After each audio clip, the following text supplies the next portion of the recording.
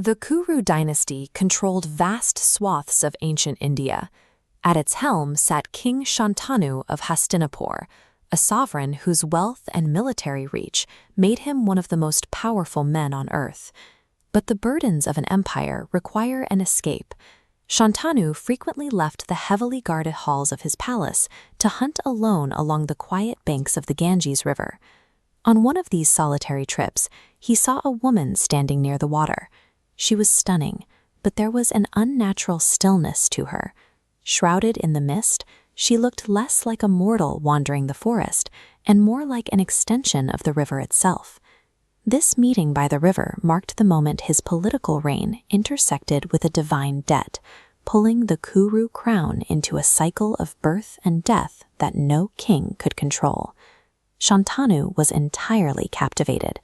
Overcome by a sudden, intense infatuation, he didn't ask about her lineage or her past.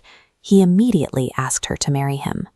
She agreed, but she laid down one absolute rule. Shantanu could never question her choices, and he could never interfere with her actions, no matter what she did. The penalty was non-negotiable.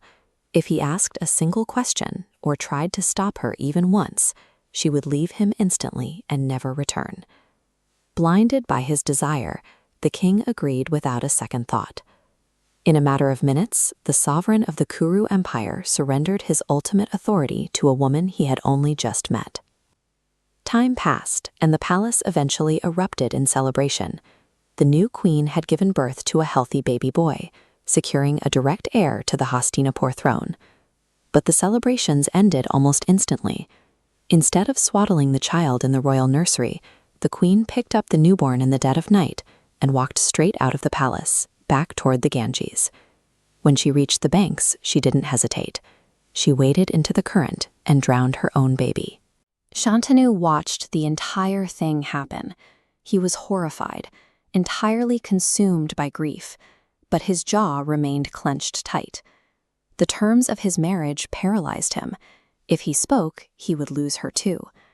The Ganges, a river worshipped for centuries as a source of life and purification, was now a watery grave for his heir, and the king found himself locked inside a psychological prison, bound by his own reckless promise. This nightmare became a horrifying routine.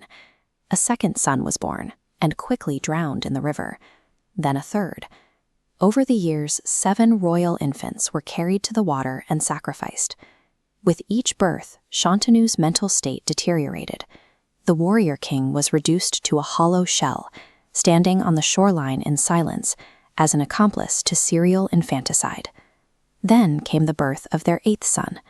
Once again, the queen took the child in her arms and began her grim, familiar march down to the riverbank. As she approached the water, something finally snapped in Shantanu. He lunged forward, screaming at her to stop, demanding to know how any mother could murder her own children. After watching 7 sons die in silence, the raw, primal instinct to protect his flesh and blood overpowered his commitment to the queen. He saved the child, but in doing so, he guaranteed the end of his marriage.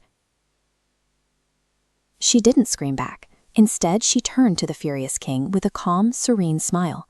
He had asked a question. The vow was broken. Before she vanished, she finally revealed the truth. She was the goddess Ganga in human form, and the infants she drowned were never mortal humans. They were an elite group of celestial deities known as the 8 Vasus. These 8 gods had deeply offended a powerful sage named Vashishta. In his anger, the sage cursed them, ripping them from the heavens and condemning them to suffer the pain of human birth and a mortal lifespan. Every drowning was a calculated liberation. By pulling the infants into the current, Ganga severed their ties to the physical world, allowing 7 of the gods to bypass the curse and return immediately to the divine realm. The entire perspective of the riverbank flips. Shantanu thought he was intervening to save a helpless child. In reality, his outburst ruined the plan, condemning this 8th god to live out the decades of human limitation the sage had designed. True to her original threat, Ganga turned her back on Hastinapur. But she didn't leave empty-handed. She took the surviving 8th infant with her into the divine realm to raise him, away from the corruption of the mortal world. Shantanu was left alone. He was a king ruling a massive empire, but he had lost a divine wife, watched 7 sons sink to the river bottom and watched his one surviving heir disappear into the sky. That cursed 8th infant would eventually grow up. His given name was Devavrata. Decades later, Devavrata would return to the mortal dirt of Hastinapur to fulfill his extended lifespan, taking on a new name as the most unyielding warrior to ever walk the earth, Bhishma. This broken vow ensured that the Kuru house would be led by a man born from a divine rescue mission, one that